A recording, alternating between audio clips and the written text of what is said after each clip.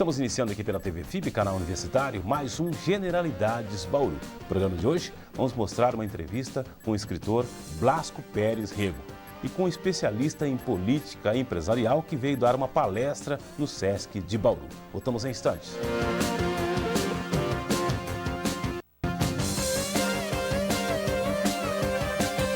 Em comemoração ao primeiro aniversário da Aventura FM, quem ganha o presente é você! Um super show dia 10 de dezembro no recinto da Facilpa em Lençóis Paulista, uma das melhores bandas de rock do Brasil, Ira! Convites antecipados a R$10 até o dia 6 de dezembro. Informações 3264-9090. Primeiro ano de sucesso da Aventura FM, dia 10 de dezembro no recinto da Facilpa. Aventura FM, a sua rádio. Apoio Faculdades Integradas de Bauru e Jornal Tribuna. O curso de turismo das Faculdades Integradas de Bauru foi projetado considerando-se a força do turismo e as áreas de pressão da demanda da comunidade, oferecendo habilitações nas áreas de agenciamento, eventos, hotelaria, alimentos e bebidas, planejamento turístico. As relações entre teoria e prática são possibilitadas através de nossos laboratórios, viagens e visitas técnicas e estágios supervisionados. Os alunos da FIB aprendem a fazer e aprendem a ser profissionais qualificados para o turismo.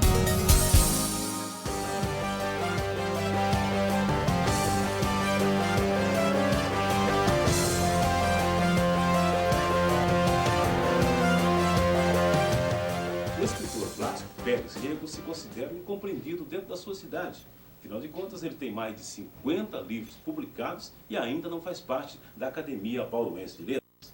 Você não conseguiu ser indicado ainda, inclusive, para a Academia Bauruense de Letras? Não, nunca fui. Nunca fui convidado, nunca... nada. Isso, de certa forma, deixa você meio triste, assim? É, porque eu sou bauruense, nasci aqui, né? E então gostaria de pertencer e poder ajudar, colaborar com a academia, né? O Blasco é advogado, né, Blasco? Ex-diretor de banco. Certo. E agora escritor. Bom, Blasco, inicialmente, quantos livros você já tem publicado? Atualmente, editados, eu tenho 6, mas prontos e inclusive já sendo vendidos, tenho 51. Ao todo, 50? 51 livros. Inclusive, aqui na biblioteca da FIB, que eu considero uma das melhores de Bauru, já tem 47 desses 51 livros. Quer dizer, se alguém quiser consultar um livro, ler um livro e não encontrar nas livrarias, pode vir à biblioteca da FIB, que ela tem todos os livros. Agora, Blasco, os seus trabalhos são voltados assim para auto. Exatamente. Os dois últimos, então, que você está lançando, o manual de currículo entrevista. Né? E o manual do porteiro. Manual do porteiro. Inicialmente esse aqui, o manual do currículo entrevista. O que se aborda basicamente? A finalidade desse livro é o seguinte: eu acho que muitos jovens, principalmente, eles não conseguem emprego porque não sabem fazer um currículo. O currículo, ele tem que ser enxuto, simples, sem mentiras, sem papos furados e tem que ser objetivo. Ele tem que ser feito de uma tal forma que a pessoa que leia o currículo diga assim: é esse que eu estou precisando aqui na minha empresa, e chama para uma entrevista. Se não acontecer isso, é porque o currículo não está bem feito. Então, o currículo ele tem que ter palavras que são quase que milagrosas, né? Aumentei a produção, reduzi custos, organizei o departamento, fui promovido, quer dizer, essas palavras é que ajudam no currículo. Você pega um currículo que diz assim: trabalhei na loja tal de tanto a tanto, trabalhei na loja... Não, isso não fala nada. Isso só fala que não era vagabundo, que trabalhou, não é? Então, é preciso saber fazer um currículo e fazer uma entrevista também bem feita, né? E esse manual, ele ensina exatamente isso: fazer um currículo bem feito e uma entrevista ótima, né? Agora esse aqui, Manual do Porteiro. Manual do Porteiro. Esse livro, eu me animei a escrever esse livro pelo seguinte: eu fui síndico do Flamboyant 2 mandatos, 4 anos. Lá são 46 porteiros. Eu trabalhei na Polícia de São Paulo 4 anos. Eu sou advogado, quer dizer, então tudo isso me facilitou a escrever esse livro. Recentemente, o coronel comandante da Polícia Militar do Rio de Janeiro, ele disse a culpa da criminalidade nos condomínios é dos porteiros, que não sabem trabalhar, que são incompetentes, que isso, que aquilo e tal. Não é bem assim. Não é bem assim porque o Rio de Janeiro, todo mundo sabe, a criminalidade lá é impressionante. Agora, uma cidade como Bauru, por exemplo, é completamente diferente.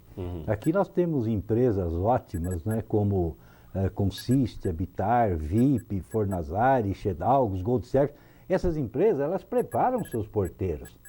Agora, é claro, se tiver um livro que possa ajudar e ensinar outras coisas, como tem aí, por exemplo, um capítulo de precauções que o porteiro deve ter, sem dúvida é melhor, né?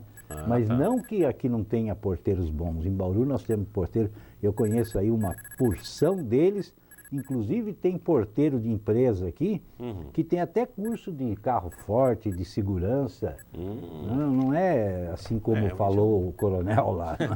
Agora, o senhor dá aula também, dá cursos, não é? Exatamente. Pra Eu tenho dado, exatamente. Eu tenho dado curso para porteiros, frentista, garçom e de vendas. Geralmente esses cursos são gratuitos e são assim na Associação de Moradores, Federação das Associações. Agora, ontem eu comecei um lá no Centro Espírita Amor e Caridade, na Vila São Paulo. Nós terminamos a turma de porteiros, com 20 e tantos alunos, e agora começamos outra de frentista. Depois vamos fazer outro de garçom e tal. Quer dizer, esses cursos ajudam a moçada a conseguir trabalho. Até porque o senhor já trabalhou, como o senhor disse, já trabalhou de porteiro. Exatamente, exatamente. Já Então, fala com conhecimento de causa. Então, o que eu vejo é o seguinte, o desemprego. Não, mas precisa ajudar.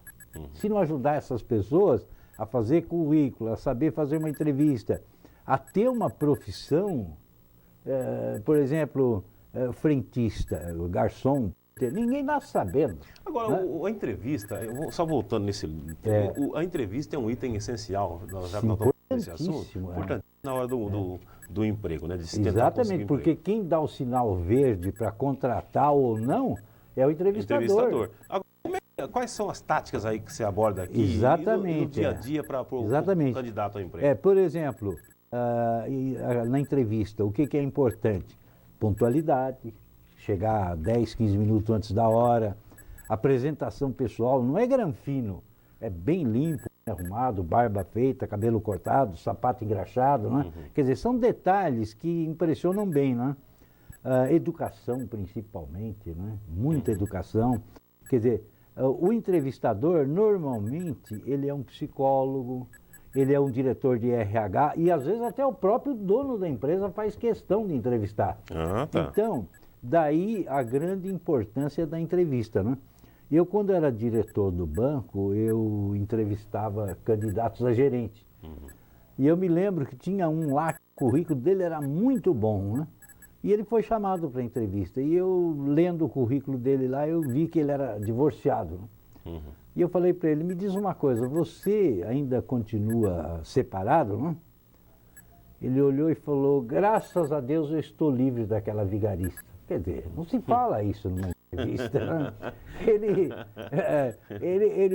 A impressão que eu tive foi o seguinte, e ele o que é? Ele é um idiota que precisou casar com ela para saber que ela era vigarista. Vigarista. Né? Quer dizer, ele podia ter sido um pouco educado e dizer, não, eu sou separado, mas ela é uma boa pessoa, nós somos bons amigos. Infelizmente o casamento não deu certo. Infelizmente não deu certo, muitos não dão, não é só o meu, não é? Quer dizer, Ô Blasco, agora as mulheres, chamando atenção um pouco para as mulheres. Normalmente, as mulheres, às vezes, por exemplo, vai para uma entrevista, aí coloca uma saia curtinha, coloca uma blusa decotada, para chamar atenção. Como é que é isso? Não, a mulher... quer dizer, como é que ela tem que ir vestida para ela tem que, normalmente, evitar, e tanto a mulher quanto o homem, evitar tênis, calça jeans, a mulher principalmente, toda empetecada, parecendo uma perua, não é? Quer dizer, isso atrapalha, sem dúvida nenhuma que atrapalha. Excesso de maquiagem? Excesso de maquiagem, nada disso. É uma roupa simples, discreta, E não falar muito também. Quer Quanto dizer, mais fala, mais se não enrola. fazer uma promoção pessoal, que isso também atrapalha. Quer dizer, ponderação, são esses detalhes, são importantíssimos. Saia né? curta, mini saia, nem pensar. Não, nem pensar nisso. Ou então Decote esses. também não? Nada disso, decote grande, nada disso, né? Ou então esses jovens aí que às vezes aparecem com brinco, Piercing, tatuagem. piercing, parafuso na orelha, quer dizer, isso aí também atrapalha. Porque uma vez eu perguntei ao dono de uma empresa, eu falei, o senhor contrataria um moço que usasse brinco na orelha? Não, brinco aqui é só mulher na minha firma. Quer dizer, eu acho que ele está errado. Acontece o seguinte, ele é o dono da firma. É ele que dá o emprego. É verdade. Quer dizer, então... Ou né? Então... pode ter uma coisa assim, retrógrada, vamos dizer assim. Ele pode mas ser, ele como dizem os jovens, um quadrado, né? quadrado. Mas é tal história, ele é o dono da empresa. da né? empresa. Quer Tá dizer, certo. Ô Blasco, mais livros aqui que fez muito sucesso, aliás, o nome Manual do Sucesso. Manual do Sucesso. é. Aqui, o que você fala nesse livro aqui? Esse livro, ele é autoajuda, ele ensina a ter criatividade, imaginação, como a gente deve mudar a vida da gente. Aqui tem uma história muito interessante de um jornaleiro de 10 anos nos Estados Unidos, como ele mudou a vida dele para melhor. Então, quem lê vai aprender a mudar a sua vida com um menino de 10 anos. Termina até com uma frase do Martin, Martin Luther King o líder pacifista americano, não é? sem dúvida nenhuma, um grande homem, né? E esse livro aqui, o que tem de particular nesse Esse, livro? o Rui Barbosa, ele tem o O Águia seguinte, de Aia.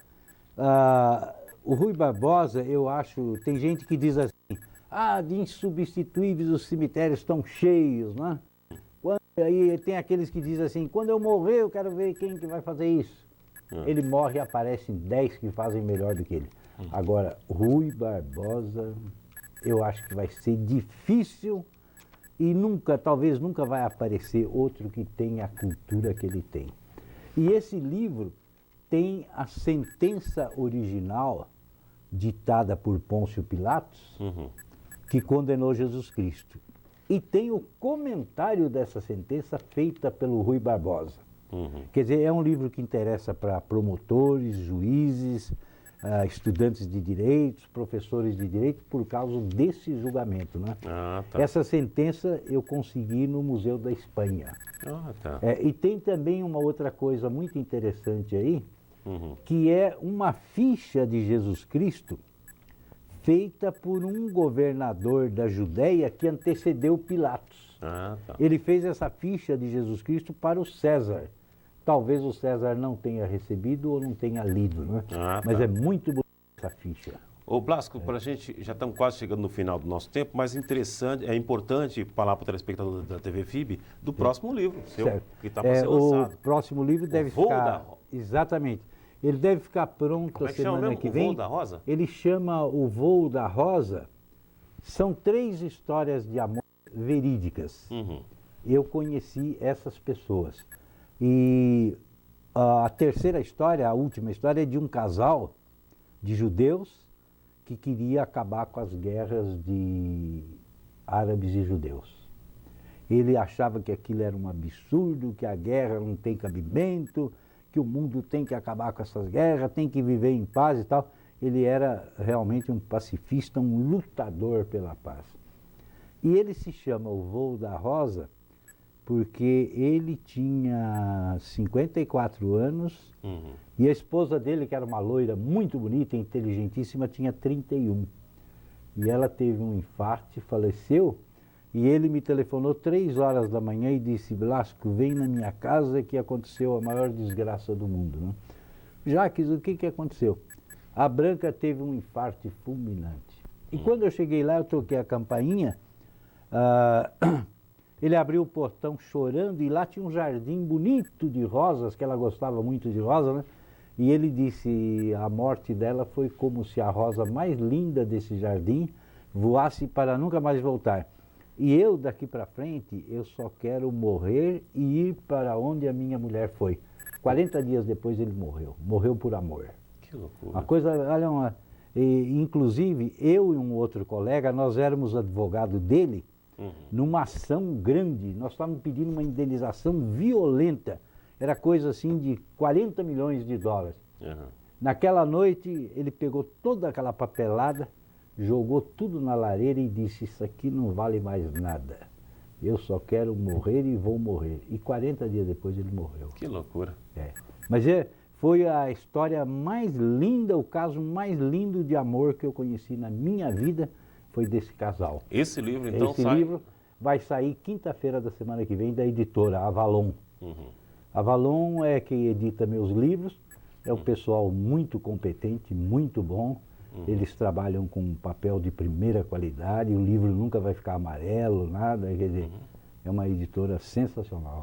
Ok, Blasco, obrigado pela sua presença. Olha, eu quem agradeço, Sucesso nos seus empreendimentos, eu agradeço livros. terem me acolhido aqui, terem me recebido, a TV FIB, olha, é sensacional, eu fico até emocionado de ter vindo aqui, eu agradeço muito e agradeço também aos telespectadores da TV FIB. Obrigado. Obrigado.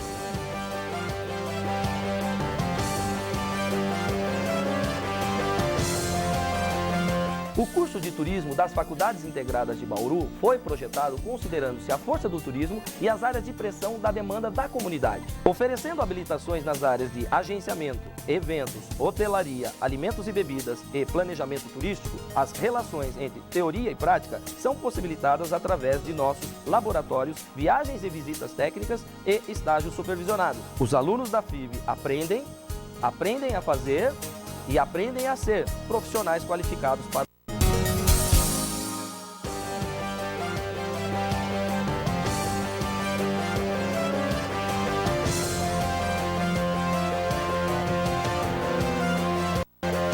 Voltamos com nossos Generalidades Bauru. Pois é, ações afirmativas é o tema da palestra que o consultor de empresas Edmundo Pacheco veio proferir no Sesc Bauru. A palestra faz parte do projeto Todas as Consciências, lembrando ainda o Dia da Consciência Negra, comemorado em 20 de novembro.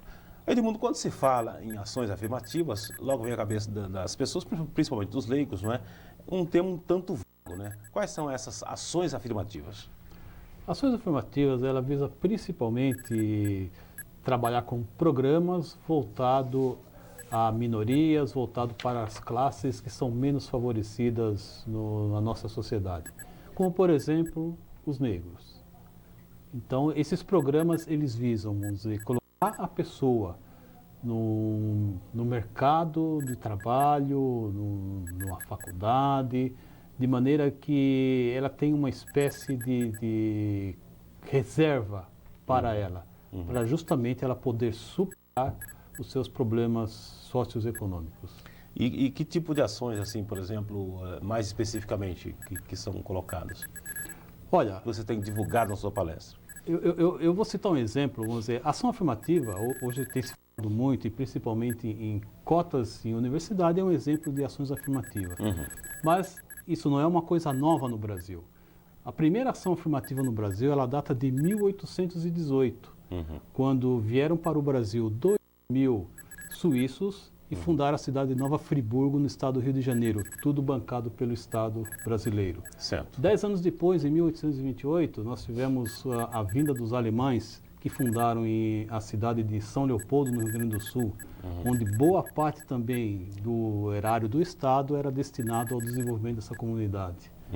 E um mais recente, aí pela década de 40, a quantidade possivelmente de estrangeiros no Brasil já era tão grande que Getúlio Vargas lançou a Lei dos 2/3. Por incrível que pareça, vejam que todas as empresas brasileiras elas tinham que contratar pelo menos 2/3 de brasileiros. Então, de estrangeiros? De brasileiros. De brasileiros. De brasileiros. Então, isso é uma ação afirmativa. Logicamente, depois essa aí foi retirada, caiu em desuso aí na década de 60. Então, o programa de ações afirmativas é uma coisa já bem antiga no Brasil, mas visava o quê? Favorecer justamente segmentos que estão aí menos favorecidos no mercado de trabalho, no mercado socioeconômico, sociocultural. Agora, quais são os resultados que você tem conseguido, ou pelo menos você tem ouvido falar com relação a essas ações? O que houve de reflexo no mercado nesse sentido? Olha, existem opiniões que são contra, existem opiniões a favor. A grande realidade é que, do jeito que ela não pode ficar, ela tem que ser modificada.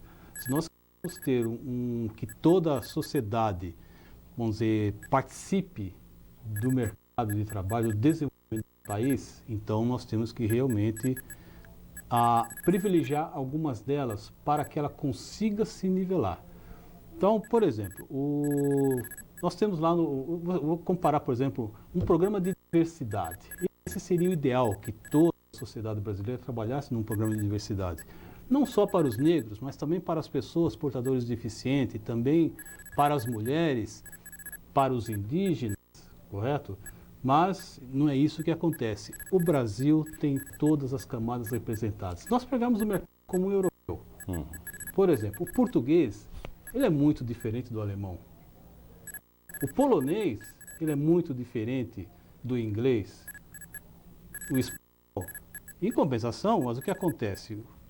Consegue conviver numa comunidade diversa. É justamente a força dessa diversidade, pessoas diferentes, que está fazendo com que o mercado comum europeu seja bastante forte e possa enfrentar principalmente o mercado americano. No Brasil nós temos tudo isso. Nós temos a força de todo esse povo europeu está representado no Brasil, mais o povo africano. Só que, infelizmente, nem todos participam nas mesmas condições. Então, um programa de diversidade, um programa de ação afirmativa, ele vai fazer com que, ao longo do tempo, aliás, num espaço menor de tempo, todos possam estarem no mesmo nível. E o Brasil ganha uma força muito grande com isso. No nível das empresas, como é que é trabalhado esse problema no exterior, na Europa, por exemplo? Você está falando no nível de país, não é? Como é que é nível de empresa? Eu não tenho muitos exemplos da Europa, mas eu posso citar um exemplo americano. O que acontece? Toda essa camada da população, mesmo as minorias, elas consomem produtos. São consumidores de todas as empresas. Então é importante que essas pessoas estejam participando dentro dessas empresas, dando opiniões. Como, por exemplo, a sua sociedade pode absorver aquele produto, fazer uma modificação no produto, de maneira que eles possam estar consumindo. Por exemplo, nós vamos fazer negócio na China. Recentemente o Lula esteve lá com a sua comitiva na China. Existe uma série de detalhes que o empresário brasileiro tem que saber como tratar o chinês.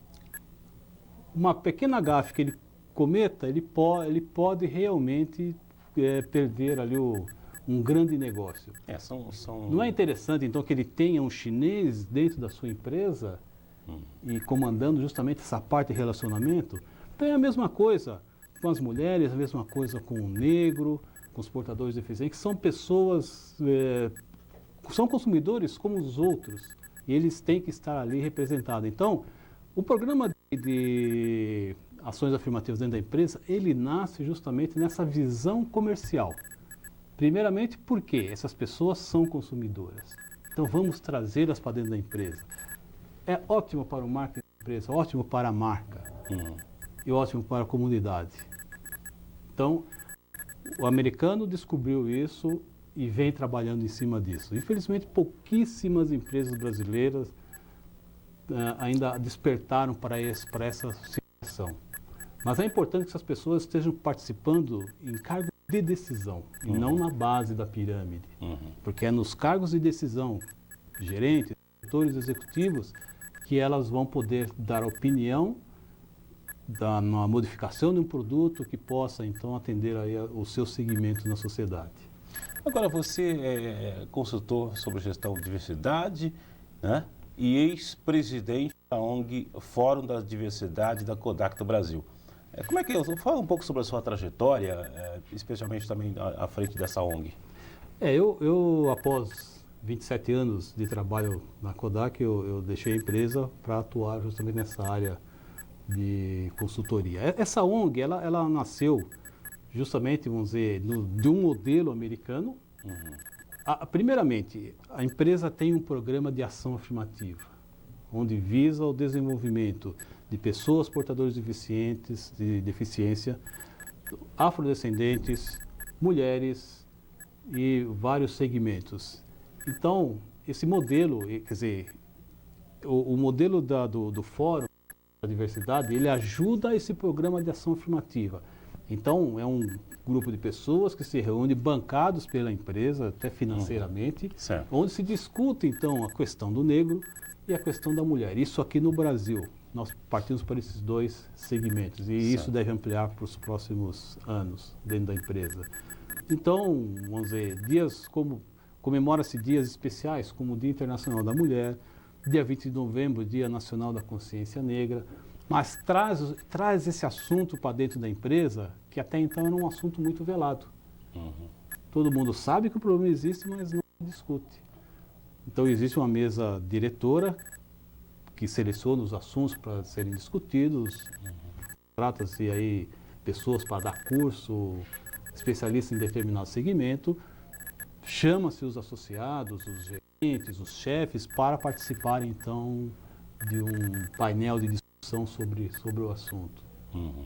Agora, quais são as projeções que você faz dentro dessa linha de visão, desse trabalho desenvolvido e o conjunto de trabalhos que está sendo desenvolvido?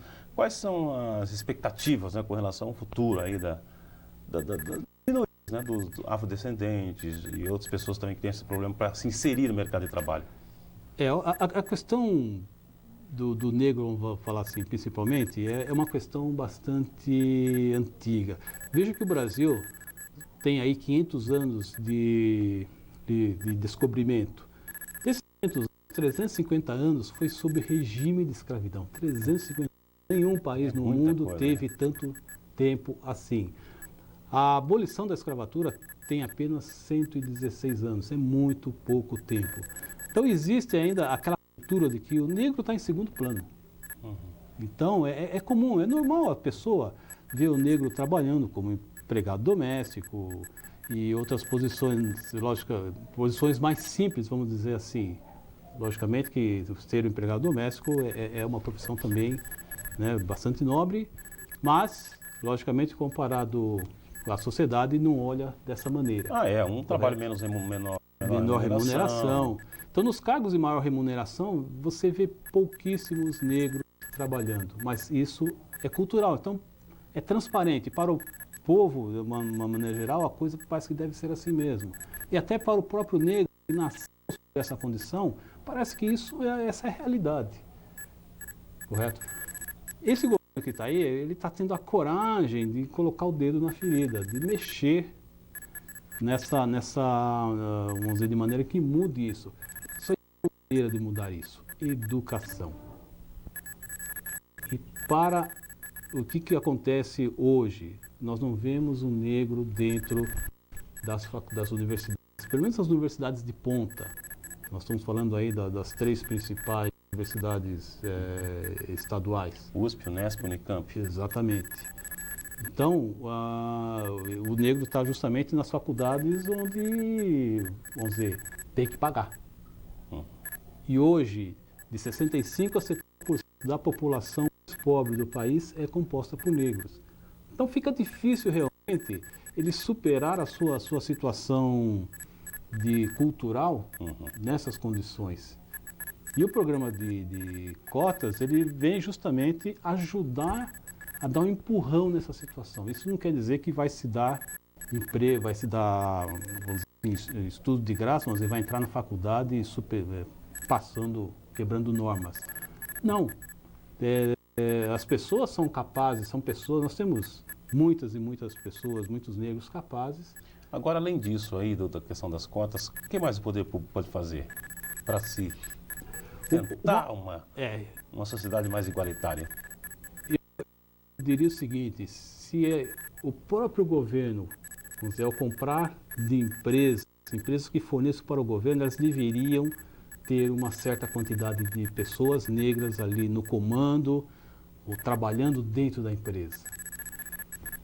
Um dado que muitas pessoas talvez conheçam, que é o Instituto Ethos, no ano de 2001 e no ano de 2003, fez uma pesquisa com as 500 maiores empresas no Brasil. Como é que está a situação do negro, da mulher, do portador de deficiência e do índio com relação aos cargos de chefia, aos cargos de gerência e aos cargos de diretor administrativo? o alto executivo. E os resultados deixam bastante a desejar. Falando especificamente com relação aos diretores dessas 500 empresas, apenas 260 responderam aos questionários. Mas já dá para se ter uma ideia da situação. Apenas 1,8% são negros, cargos executivos. Apenas 8,8% estão no cargo de gerência. Apenas 16% estão nos cargos de chefia. E apenas 23% estão na posição operacional, quer dizer, na base da pirâmide. Num país em que nós temos 46% de negros. Apenas 23% está aí na base operacional. Bom, eu gostaria de te agradecer, Edmundo, por essa participação e trazendo esses esclarecimentos aqui. Espero que você tenha aí uma boa passagem em Bauru, essa boa palestra, uma boa receptividade, não é? Obrigado pela sua presença. Eu que agradeço por essa oportunidade. Estamos encerrando aqui pela TV FIB, canal universitário, mais um Generalidades Bauru. A você, telespectador, muito obrigado pela audiência e pela preferência. Até a próxima.